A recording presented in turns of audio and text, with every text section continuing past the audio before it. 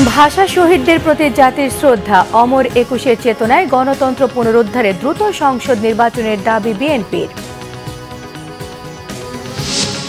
রমজান মৌসুমে নিত্যপণ্য ছোলা চিনিতে আগাম স্বস্তি, স্বাভাবিক হয়নি ভোজ্য তেলের বাজার, মাছ মুরগির বাড়তি দর। দেখছিলেন ক্রাউন্সম্যান সংবাদ শিরোনাম। ভাষা শহীদদের শ্রদ্ধা জানাতে কেন্দ্রীয় শহীদ মিনারে মানুষের ঢল। শ্রদ্ধা ভালোবাসায় তারা স্মরণ করছেন ভাষা শহীদদের। লিটন খানের ক্যামেরায় আরো জানাচ্ছেন মোবাশ্বের আহমেদ। ফুলে ফুলে ছেয়ে গেছে শহীদ মিনার।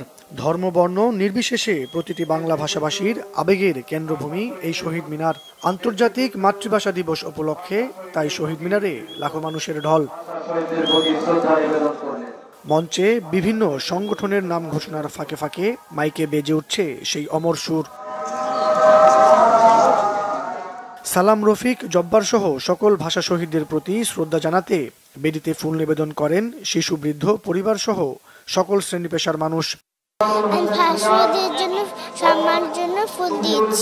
বাংলাদেশের মানুষেরাই তার মাতৃভাষার জন্য জীবন দিয়েছে। ঘুরছি, অনেক মজা লাগছে আমার। ঘুরেছি, শহীদ মিনার দেখেছি।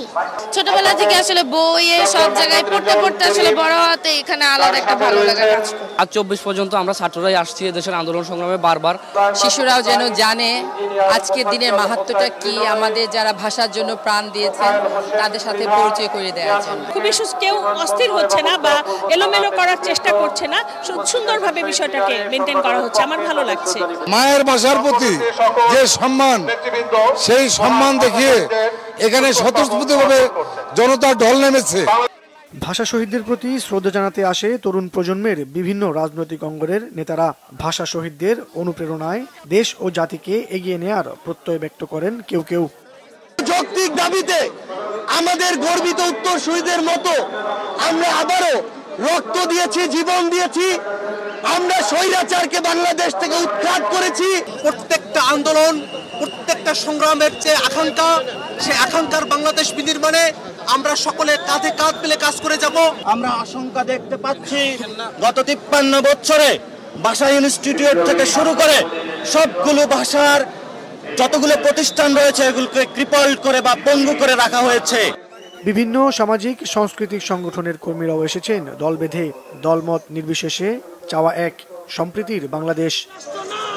মোবাশ্বের আহমেদ, বাংলা ভিশন, ঢাকা। এর আগে 21-এর প্রথম প্রহরে ভাষা শহীদদের শ্রদ্ধা জানিয়েছেন রাষ্ট্রপতি মোহাম্মদ শাহাবুদ্দিন, প্রধান উপদেষ্টা ডক্টর মোহাম্মদ ইউনূস। শ্রদ্ধা জানান প্রধান বিচারপতি, উপদেষ্টা পরিষদের অন্যান্য সদস্য এবং 3 বাহিনীর প্রধান সহ বিশিষ্টজনেরা। রাষ্ট্রপতি মোহাম্মদ শাহাবুদ্দিনের শ্রদ্ধা নিবেদনের মধ্য দিয়ে 12টা 1 মিনিটে শুরু হয় শহীদ বেদিতে শ্রদ্ধা জানানো পর্ব।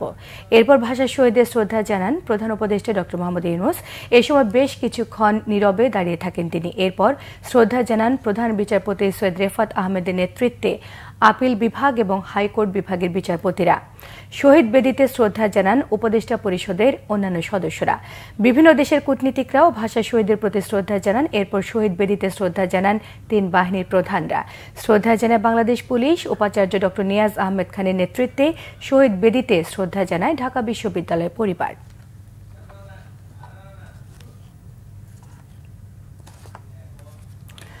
মহান ভাষা আন্দোলনের বীর শহীদদের প্রতি শ্রদ্ধা জানিয়েছে বিএনপি।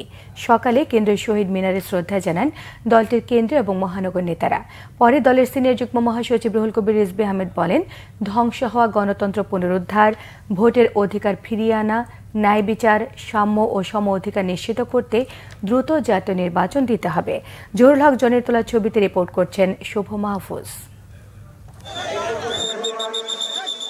মাতৃভাষা বাংলাকে যথাযথ মর্যাদায় প্রতিষ্ঠার সংগ্রামে শহীদ সকল বীরদের প্রতি সম্মান জানাতে কেন্দ্রীয় শহীদ মিনারে শ্রদ্ধা জানাতে আসেন বিএনপির কেন্দ্রীয় ও মহানগরের নেতারা।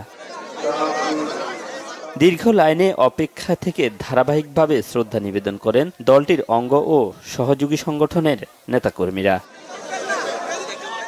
শ্রদ্ধা নিবেদন শেষে বিএনপির সিনিয়র যুগ্ম মহাসচিব রুহুল কবির রিজভী বলেন, মুক্তিযুদ্ধ থেকে শুরু করে প্রতিটি আন্দোলনে 21-এর প্রেরণা রয়েছে।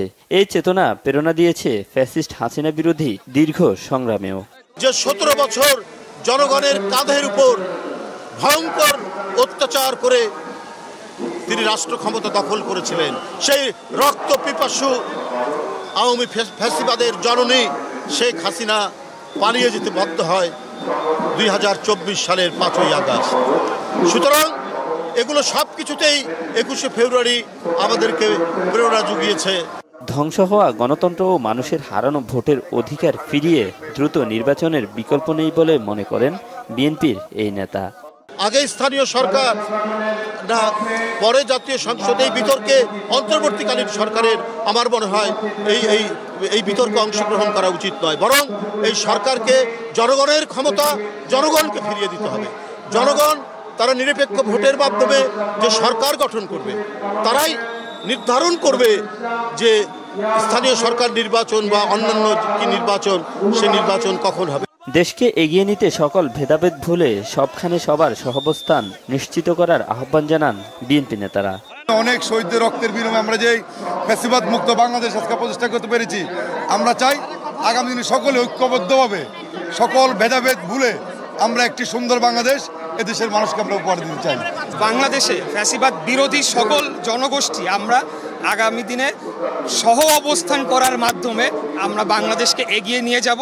এখানে যাতে আবারও পুরনো যে এলিমেন্টগুলো ছিল রাজনীতির, যে হানাহানি, বিশেষ করে ক্যাম্পাস ভিত্তিক যেটা আমরা দেখতে পাচ্ছি, সেটা আমরা কোনোভাবেই চাই না।